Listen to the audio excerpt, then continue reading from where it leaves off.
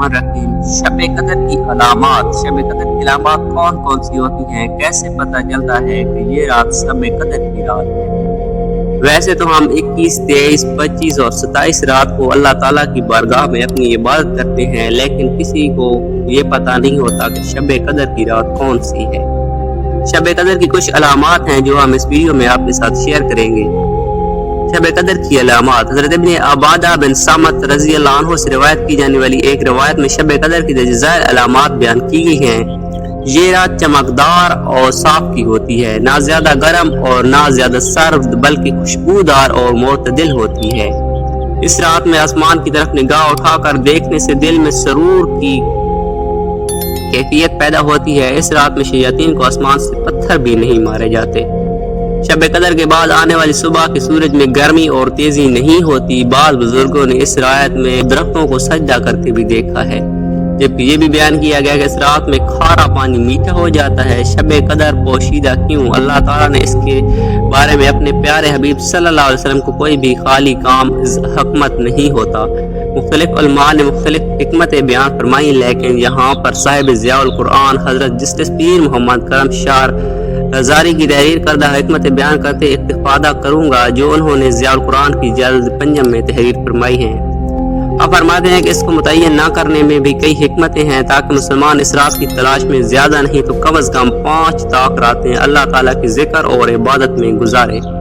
अगर रात मुतय्यन कर दी जाती तो सिर्फ वो लोग इस रात को जागते और इबादत करते। नीज अगर इस रात को मुकर्रर कर दिया जाता तो इससे जिक्र और इबादत में गुजारने वाले तो अजर अजीम की मुस्तहिक करार पाते, लेकिन इससे गुनाहों में सर्फ करने वाले भी संगीन मुजरिम करार पाते। लेकिन अगर इससे गुनाहों में सिर्फ करने वाले भी संगीन सजा में मुब्तला किए जाते, क्योंकि उन्होंने शब कदर को जानते हुए इससे खुदा की नाफरमानी में जाया कर दिया। इसलिए रहमत खुदावंदी का तकाजा यही है कि इसे मस्तूर रखा जाए, ताकि अगर कोई बदनसीब बेखबरी में इस रात को गुनाहों की भीड़ चढ़ता है तो उसे गुनाह की एक रात का मिले और जागने वाले ज्यादा रातें जागते रहें। हजरत अनस रज़ी अल्लाह अन्हु से मरवी है कि नबी करीम सल्लल्लाहु अलैहि वसल्लम ने इरशाद फरमाया, लैलतुल क़द्र जिब्राईल अलैहिस्सलाम फरिश्तों के जम्मे गफीर के साथ जमीन पर उतरते हैं और फरिश्तों का ये गिरोह हर इंसान के लिए दुआ मग़फ़िरत और इल्तिजाए रहमत करता है, जो खड़े होते हैं या बैठे होते हैं और अल्लाह के जिक्र में मसरूफ हों। एक और रिवायत में है कि इन लोगों से मुसाफा करते हैं जो अल्लाह की इबादत में मसरूफ़ अमल होते हैं। हुज़ूर अकरम सल्लल्लाहु अलैहि वसल्लम रमज़ान मुबारक के आखिरी अशरा के लिए खुसूसी एहतमाम फरमाते।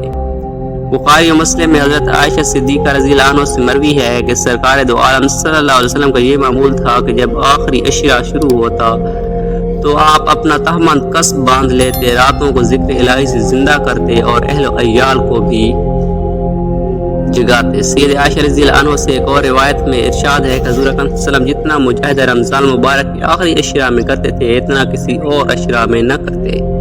बुखारी मुस्लिम की एक और रिवायत में भी है कि रसूलुल्लाह सल्लल्लाहु अलैहि वसल्लम ने फरमाया, जिस शख्स ने ईमान के साथ सवाब की नियत से शब कदर में क़याम किया, उसके सब का गुनाह माफ़ कर दिए जाते हैं।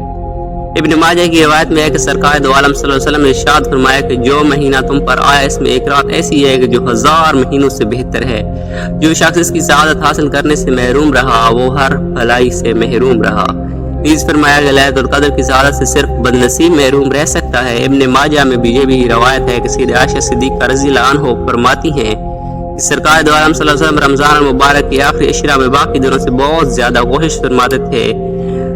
मैं हज़रत सैयदना अब्दुल क़ादिर जिलानी महबूब सज्जानी इरशाद फरमाते हैं कि लैलतुल क़द्र में ज़मीन का कोई टुकड़ा ऐसा नहीं होता जहाँ फरिश्ते सजदा या क़याम की हालत में मौजूद ना हो, मोमिन मर्दों या औरतों के लिए दुआ न मांग रहे हों। हज़रत इब्राहीम अलैहिस्सलाम फरमाते हैं कि ज़मीन पर उतरते हैं और तमाम मोमिनीन से मुसाफा करते हैं, सलाम कहते हैं और उनसे कहते हैं कि अगर तुम इताअत गुजार हो तो तुम पर ये कबूलियत और एहसान की सलामती हो, अगर तुम गुनाहगार हो तो तुम पर बख्शिश की सलामती हो, अगर तुम सो रहे हो तो तुम पर रज़ा इलाही के साथ सलाम हुआ, अगर तुम कब्र में हो तो तुम पर खुशी और खुशबू के साथ सलाम हो। शब कदर वो रात है जो ईमान वालों के लिए मग़फ़िरत और रहमत का पैगाम लेकर आती है और इस रात में अल्लाह की रहमत के दरवाजे खुले होते हैं। जो रिज्क मांगता है और उसको रिज्क अता किया जाता है, जो आफियत मांगता है उसको आफियत अता की जाती है और जो सेहत का सवाल करता है अल्लाह की बारगाह में उसको सेहत का तोहफा अता होता है। जो खैर बरकत और भलाई की दुआ अंगेज उसको खैर और भलाई अता की जाती है। اگر کوئی بے اولاد ہے اسے عظیم رات میں اولاد کے لیے دست سوال دراز کرتا ہے تو اس کو اولاد کی دولت سے مالا مال کیا جاتا ہے. یہ وہ معظم رات ہے جو اس میں اللہ تعالیٰ اپنی شان کے مطابق جلوہ گر ہوتے ہیں. اور دوسری طرف فرشتے روئے زمین پر گلی گلی ہر کوچے میں پھیل جاتے ہیں. اللہ کی رحمت پکار کہہ رہی ہوتی ہے کہ کوئی بخشش طلب کرنے والا ہے کہ اس کو بخش دوں, ہے کوئی مغفرت چاہنے والا کہ اس کو معاف کر دوں. یہ عمل طلوع فجر تک جاری رہتا ہے اور خوش نصیب اپنی خالی جولیاں بھر لے جاتے ہیں. شب قدر کی اصل عبادت رات کا قیام یعنی نماز ہے. اس رات کو جتنا ممکن ہو سکے قیام کرنا چاہیے. اللہ کی بارگاہ میں کھڑے ہو کر فرض نفل نماز ادا کرنی چاہیے.